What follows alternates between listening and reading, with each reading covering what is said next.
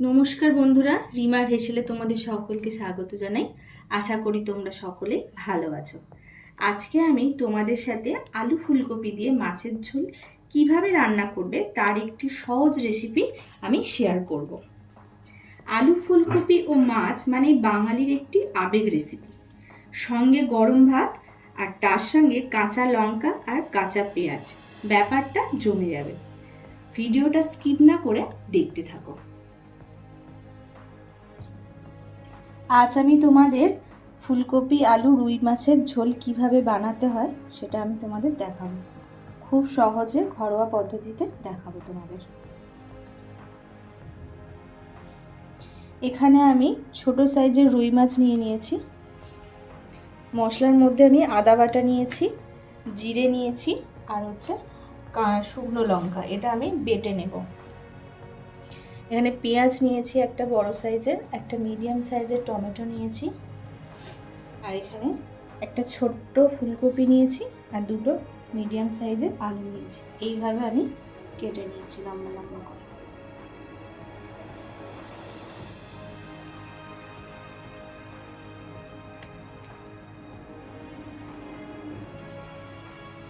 মাছটার মধ্যে আমি আগে থেকে নুন, হলুদ আর একটু কাশ্মীরি লঙ্কার গুঁড়ো মাখিয়ে রেখেছিলাম প্রায় 10 মিনিটের মতো।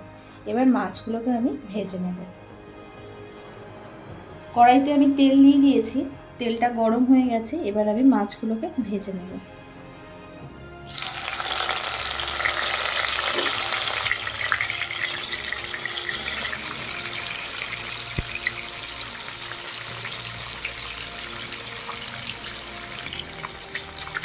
মাছগুলো আমি খুব ভালো করে ভেজে নেব, উল্টে পাল্টে একটু কড়া করেই ভাজবো মাছটা।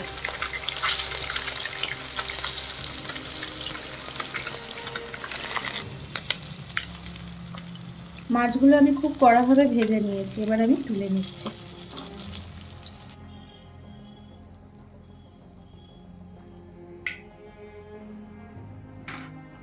ওই মাছের তেলেই আমি আলুগুলো ভেজে নিচ্ছি।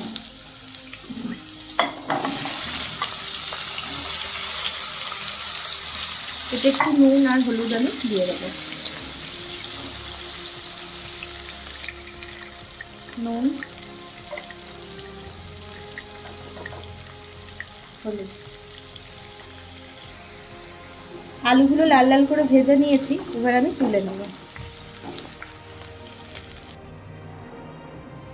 এখানে ফুলকপিটা আমি একটু ভাপিয়ে নিয়েছিলাম, সেটাই এখন ভেজে নিচ্ছি।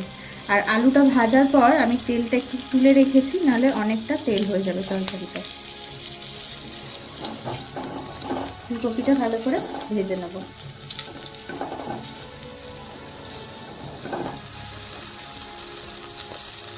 ফুলকপিটা ভাজা হয়ে গেছে, এবার আমি তুলে নিচ্ছি। আলু, ফুলকপি আর মাছ সবগুলোই ভাজা হয়ে গেছে। এবার আমি ঝোলের জন্য স্টার্ট করব। কড়াইতে আমি অল্প করে তেল দিয়ে দিয়েছি, তার মধ্যে আমি একটু কালো জিরে দিয়ে দিলাম আর একটা তেজপাতা। এটা আমি ভালো করে ভেজে নেব।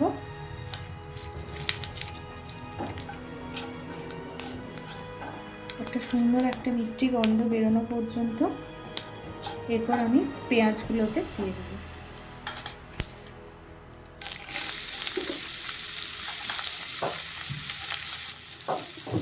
পেঁয়াজগুলো আমি একটু লাল লাল করে ভেজে নেব যতক্ষণ পর্যন্ত না লাল কালারটা আসছে।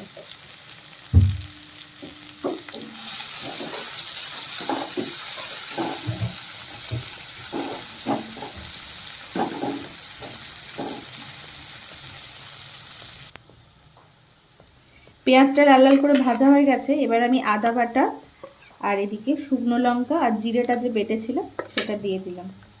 এটা আমি এবার ভাজতে থাকবো যতক্ষণ না এর কাঁচা গন্ধটা যাচ্ছে।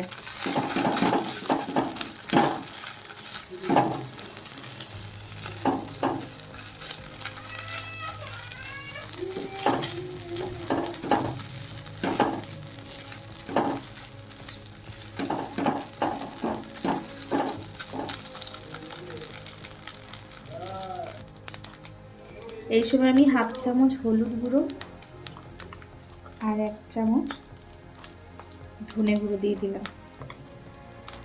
দিয়ে অল্প একটু জল দেব যাতে মশলাটা পুড়ে না যায়। একটু কষিয়ে নেব।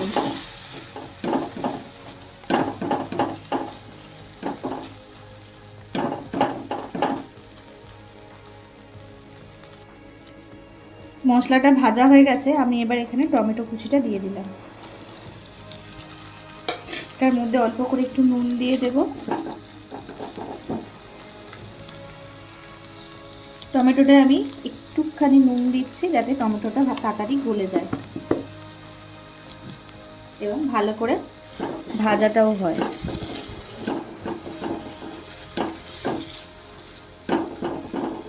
এখানে আমি রসুন ব্যবহার করব না, করিও নি, সেই জন্য আদাটা একটু বেশি দিয়েছি।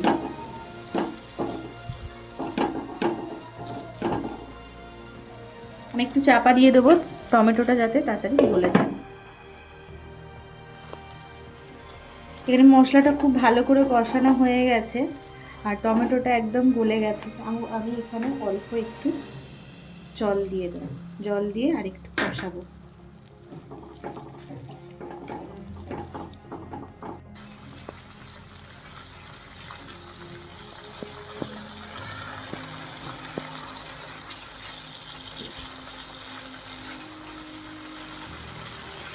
মশলাটা যত বেশি কষানো হবে ঝোলটার টেস্টটা তত বাড়বে।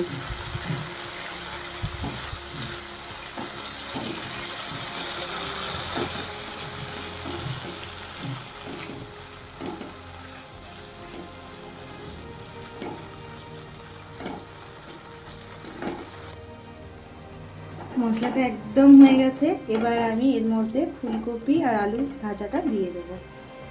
এটা যদি গরম ভাত দিয়ে খাওয়া যায় দুপুরবেলা, আর মাংসর কথা মনে পড়বে না, এত দারুণ টেস্ট হয় এই ঝোলটার।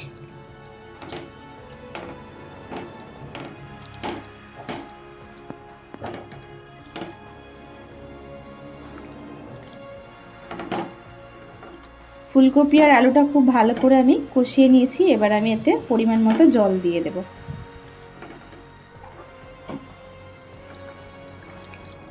আমি 1 গ্লাসের মতো জল দিয়েছি, দিয়ে এটাকে আমি ভালো করে এবার ফুটিয়ে নেব। একটু চাপা দিয়ে দেবো যাতে ফুলকপিটা আর আলুটা ভালোভাবে সেদ্ধ হয়ে যায়। আলু ফুলকপিটা সেদ্ধ হয়ে গেছে, আমি খুব ভালো করে ফুটিয়ে নিয়েছি। এবার আমি ভাজা মাছগুলো দিয়ে দেব। ভাজা মাছগুলো দিয়ে আমি কিছুক্ষণ ফুটিয়ে নেব, নিয়ে আমি নামিয়ে নেব।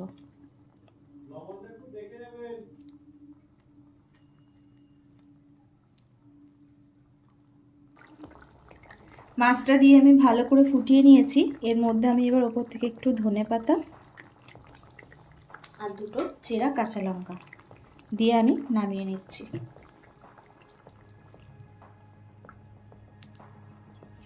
দারুণ একটা গন্ধ উঠেছে,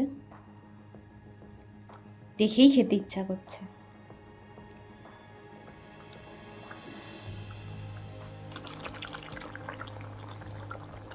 আলু ফুলকপি মাছের ঝোলটা একদম রেডি হয়ে গেছে, এবার আমি নামিয়ে নেব।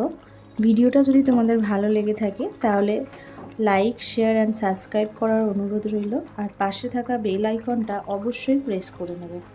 যখনই আমি কোনো চ্যানেলে নতুন ভিডিও পোস্ট করব, নোটিফিকেশান তোমাদের কাছে পৌঁছে যাবে। আজ এই পর্যন্তই থাক, আবার ফিরে আসবো নতুন কোনো ভিডিও নিয়ে। ততদিন তোমরা ভালো থেকো, সুস্থ থেকো, আমার পাশে থেকো। ধন্যবাদ।